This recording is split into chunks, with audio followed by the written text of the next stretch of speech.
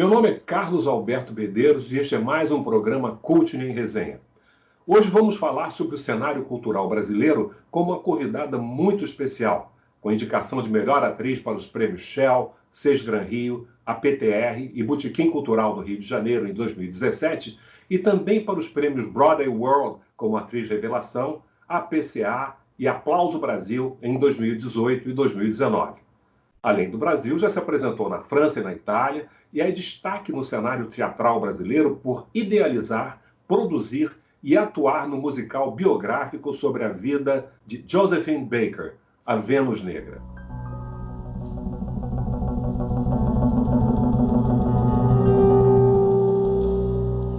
J'ai deux amours, mon pays est Paris, paraît toujours, mon cœur est ravi, ma savane est belle, mais à quoi bon le nier, c'est qui m'ensorcelle, t'es Paris, Paris tout entier. Josephine Baker, a Vênus Negra, com Aline Deluna, Cristiano Sauer, Dani Roland, Jonathan Ferr. Um espetáculo de Walter Daguerre, direção Otávio Miller.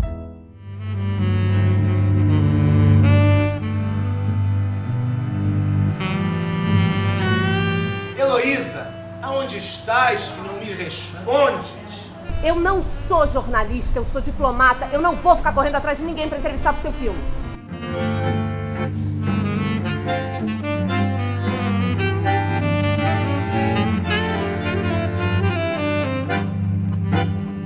O Brasil é o país que mais consome agrotóxicos no mundo.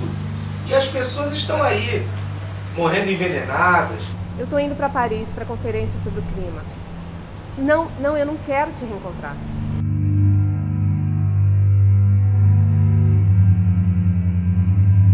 Onde é que o mundo inteiro vai me ver e ouvir?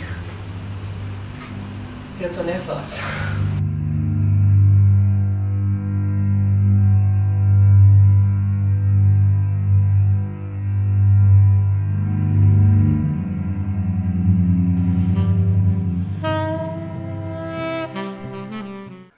A nossa convidada de hoje, além de grande atriz, é cantora, bailarina, produtora e dubladora, além de ser formada em psicologia pela Universidade Veiga de Almeida, do Rio de Janeiro. Integrou a companhia Atores Bailarinos da coreógrafa Regina Miranda e atuou nos musicais Um Rio Chamado Machado, Nas Ondas do Rádio e Andança. Também participou de novelas da Rede Globo e, em 2016, foi protagonista do filme Sigilo Eterno, de Noilton Nunes. Hoje vamos conversar com Aline Deluna. Aline, muito bom receber você no nosso programa e ter a oportunidade de dar a conhecer aos nossos espectadores a figura exatamente singular que você é. Como é que você começou com essa coisa das artes cênicas, onde você já atuou em todos os terrenos possíveis?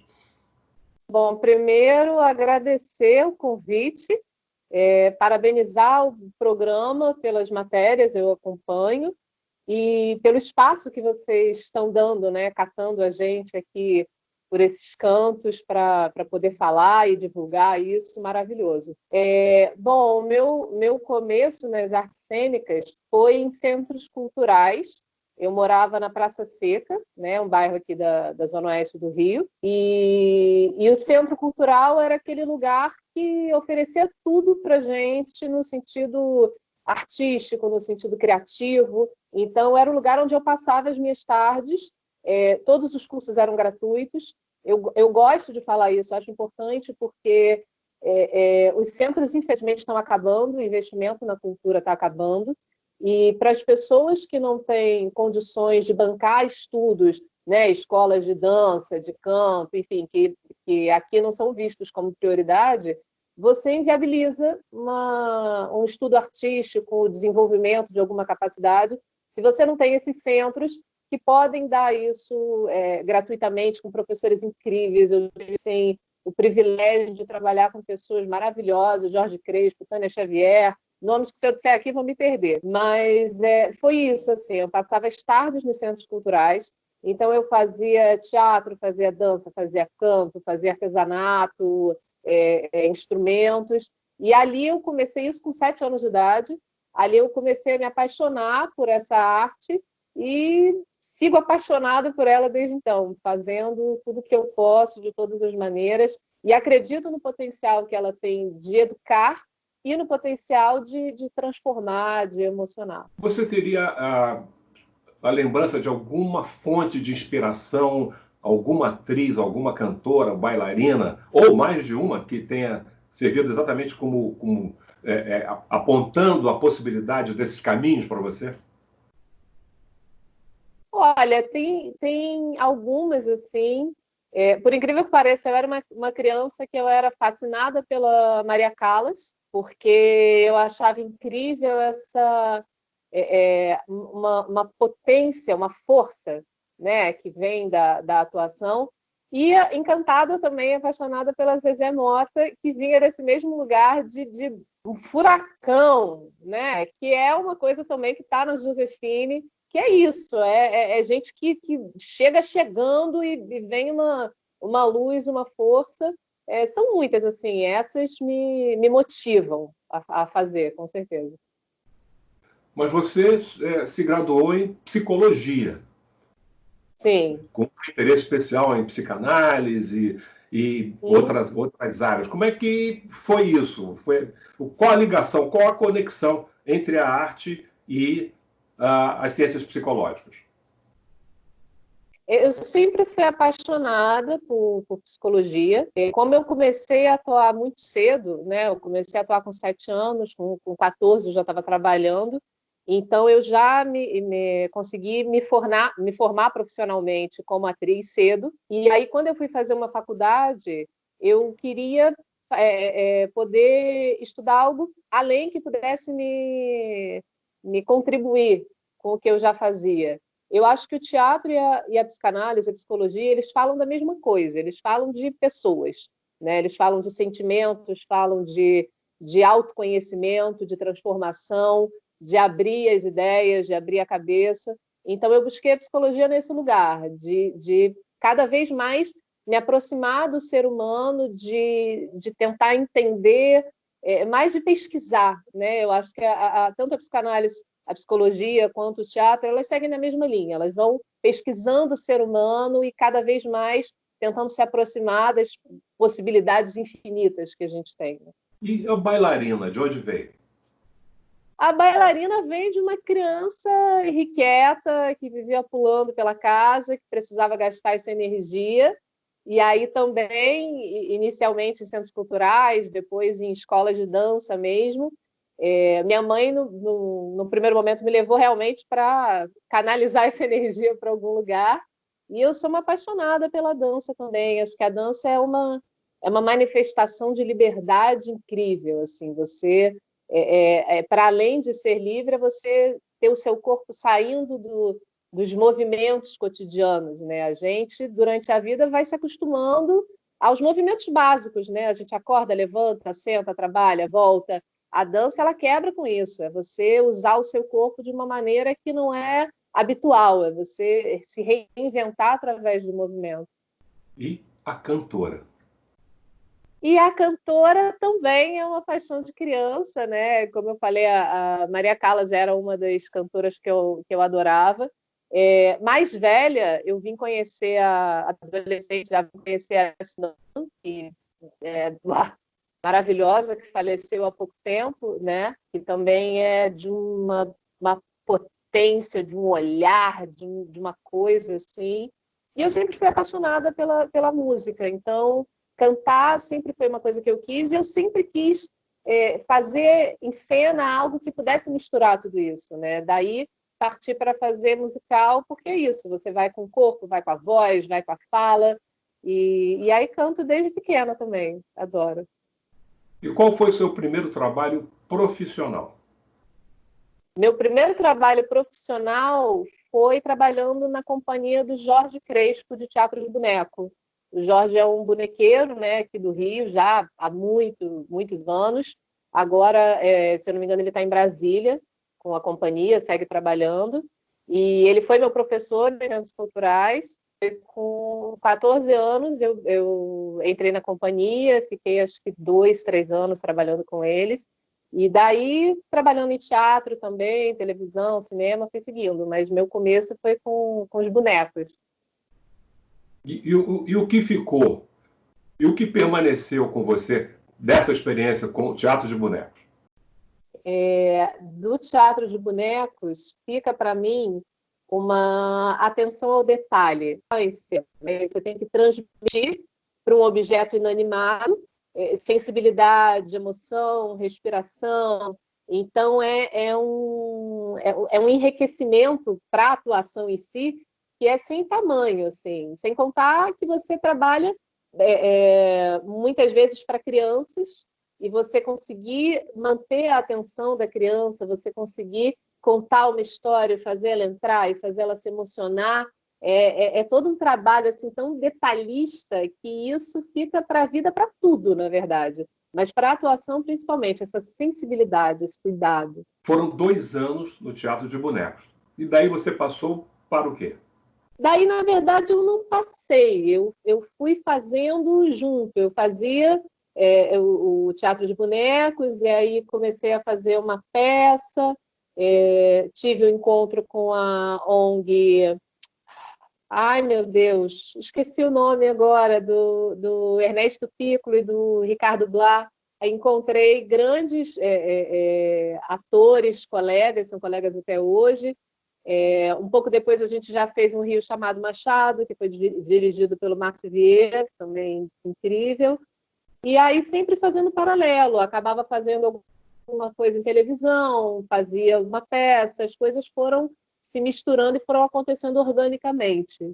Você diria que, a partir da sua experiência, que existe, então, um grande número de talentos entre os jovens em geral, os jovens negros em particular, que não são aproveitados? Sem dúvida, sem dúvida. A gente está caminhando, né, para uma mudança de olhar, para uma mudança de pensamento, mas é uma estrada longa. Né? Uma estrada, em primeiro lugar, o racismo ele não é uma coisa inata do ser humano, né? Ele é uma coisa ensinada, é uma coisa aprendida. E se ele é uma as crianças não se comportam assim, não existe essa distinção. Então, se ele é aprendido, ele pode não ser ensinado, ele pode não ser aprendido pelas crianças. Eu, quando era criança, vendo televisão, vendo cinema, eu não me via representada ali. Eu não conseguia me transportar para aquela realidade, porque eu falava, bom, elas são brancas, de cabelos lisos ou ondulados, são mulheres que não retratam o que eu sou. E isso ainda talvez, mas até nos filmes americanos, às vezes as atrizes negras, não só negras retintas, mas pardas, mestiças, todas, elas são embranquecidas, né? Normalmente vêm com o cabelo liso ou tem traços mais finos e são escolhidas porque são negras com traços mais finos. Hoje em dia, infelizmente, a gente tem muitos artistas que, quando chegam a um reconhecimento, afinam o nariz ou alisam o cabelo. Isso ainda é um embranquecimento, ainda que menos, mas ainda é. Né? Essa coisa de você ver... A Zezé, por exemplo. A Zezé, você vê uma mulher negra com o cabelo natural, com todos esses traços, é muito difícil você ver isso. Então, eu acho que isso já dificulta os artistas, os atores negros, jovens, a se colocarem nesse lugar, porque é difícil você tomar uma posição que você não enxerga como sua, já é um desafio.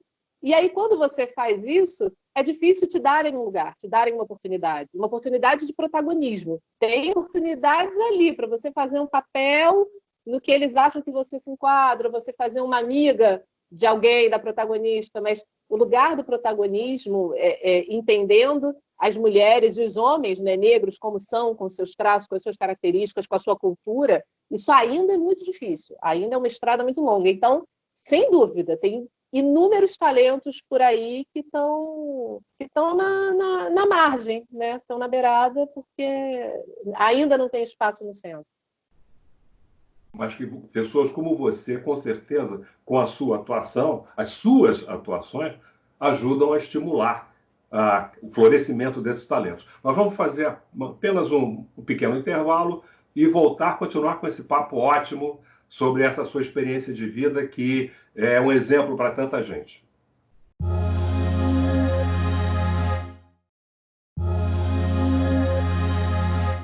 Vamos abrir, então, o segundo bloco do nosso Cultura em Resenha de hoje, em que estamos conversando com essa multiplicidade de talentos que se concentra na pessoa de Aline de Luna.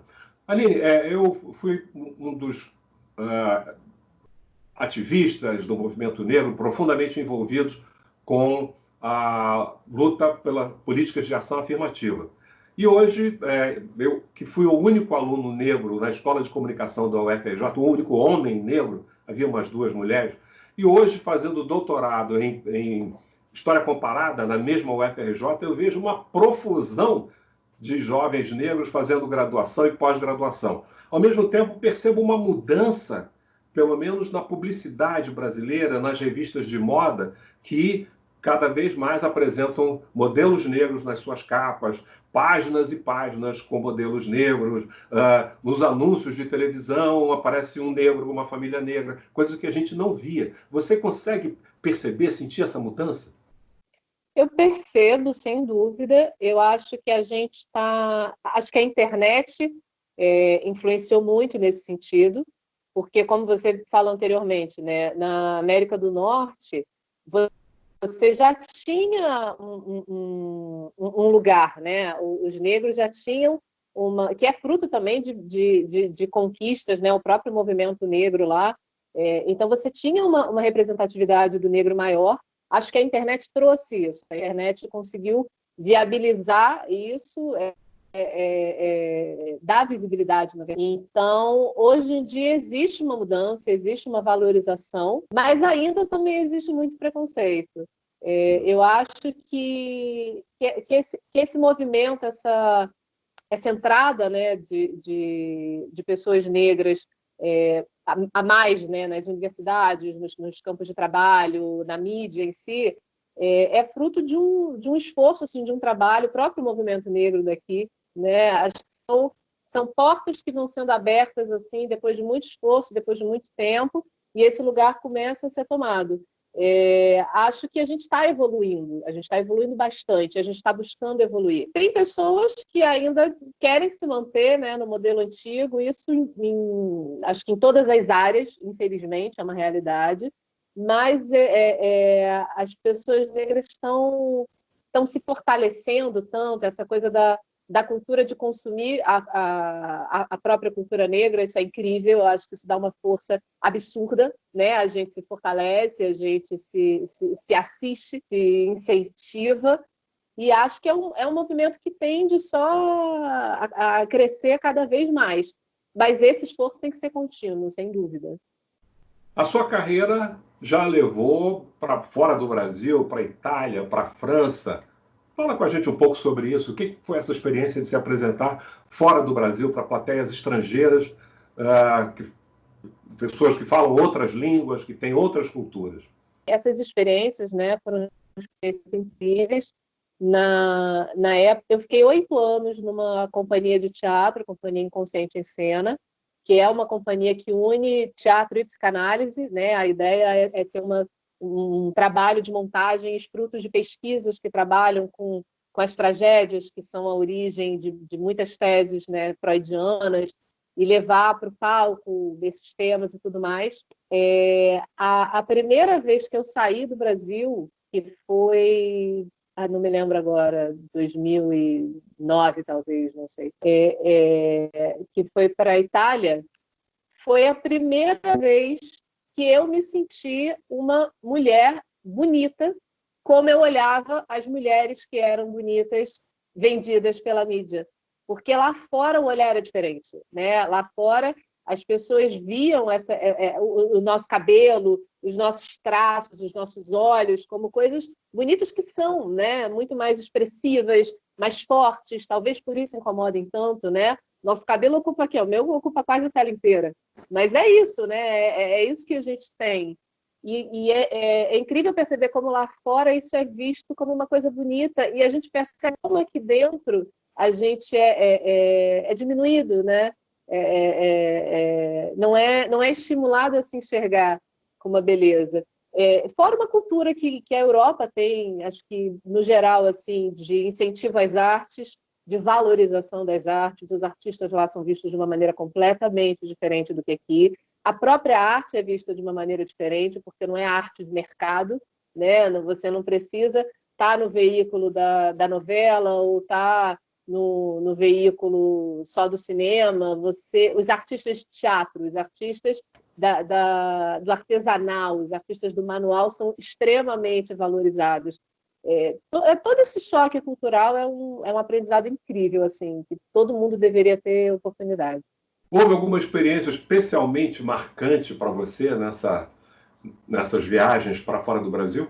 De marcante nessas viagens, né? Sem dúvida, a última vez que eu fui para a França, eu já estava com a ideia de fazer um musical sobre a Joséphine Baker, e aí eu fui a trabalho, né? Fui para apresentar um espetáculo em Paris, e eu aproveitei para fazer esse tour pelos lugares que ela frequentava, pelos teatros onde ela se apresentou, pelo Champs-Élysées, que tem uma foto incrível dela, naquela época, uma mulher negra, toda cheia de joias, passando com seu guepardo, com uma coleira de diamantes, no meio da Champs-Élysées, naquela época, foi um escândalo. Então, poder estar presencialmente nesses lugares, praças que foram homenageadas com o nome dela, as casas onde ela morou, poder me transportar e, de certa forma, poder sentir um pouquinho do que aquela menina negra estrangeira pôde ter sentido, né, ido para a Europa e sendo abraçada,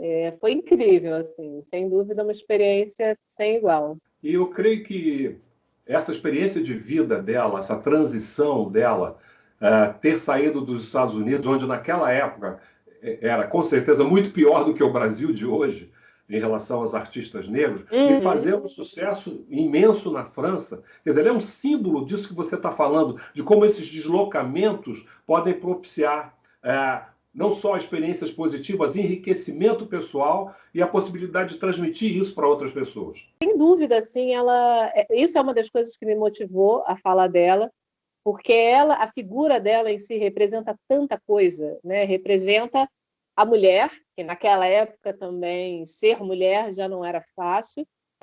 Nos Estados Unidos, a infância dela se passa nesse momento onde ocorrem as chacinas aos negros, né?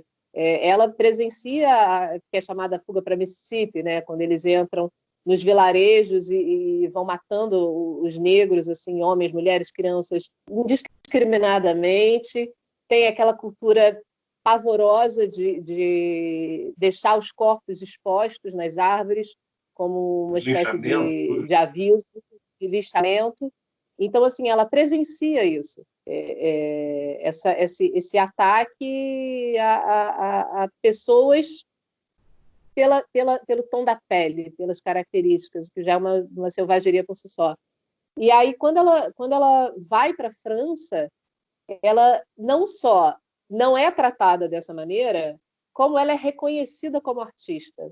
Então, assim, essa coragem dela, essa energia que ela traz dentro dela, que ela nutre, de, apesar de todo esse início de vida, não perder a alegria, não perder o encanto, acreditar na potência dela, acreditar no talento dela, atravessar a fronteira, ir para um país, para um continente completamente diferente, sem nenhuma rede de apoio, e se jogar esse impulso de vida dela, porque eu acho que é isso, eu acho que a arte dela é tão incrível, porque era uma arte que ela fazia para sobreviver, não era só uma arte que ela fazia por gostar, era a forma dela de sobreviver, era a forma dela de ser feliz, era a forma dela de se colocar, e aí tudo que ela transforma isso depois, né? Todas as lutas sociais que ela abraça.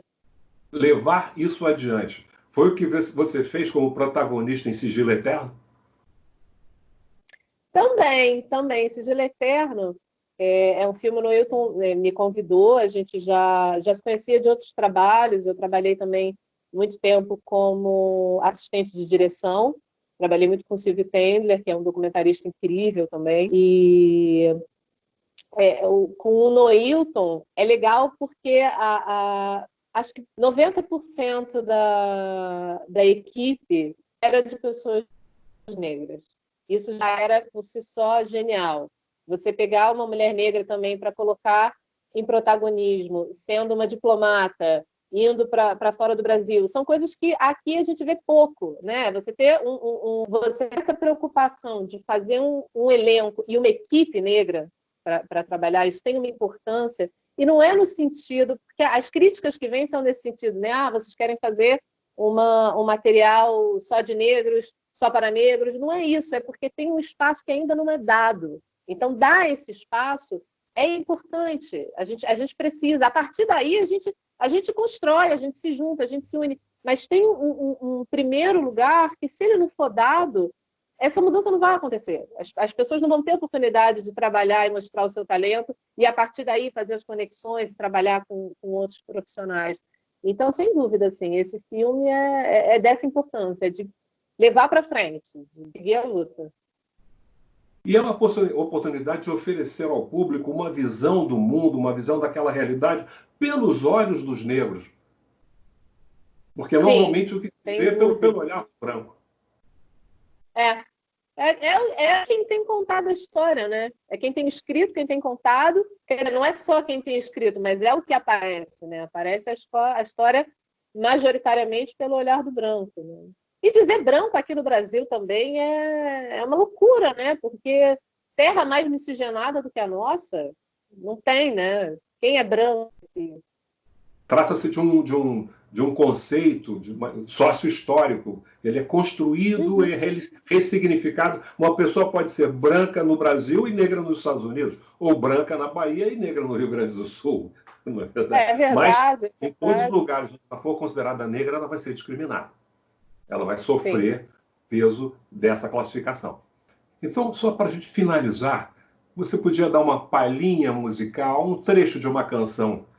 Eu vou cantar um trechinho de Je des Amours, que é a música símbolo dela, que simboliza essa mulher estrangeira, né? Je des Amours, mon pays est Paris, arrête toujours, mon cœur est ravi, ma sapone est belle, mais à ligner, ce qui m'ensorcelle, c'est Paris, Paris tout entier. Muito obrigado, Aline. Espero que possamos contar com você em próximos programas, porque você tem muita coisa a dizer e tem muito a inspirar, especialmente aos jovens, às mulheres negras, né, para que se assumam na sua beleza, na sua inteligência e na sua plenitude. Obrigado. Muito obrigada pelo convite, pela participação, adorei o programa. Sigo acompanhando aqui e fico ansiosa pelo nosso próximo encontro. Obrigada.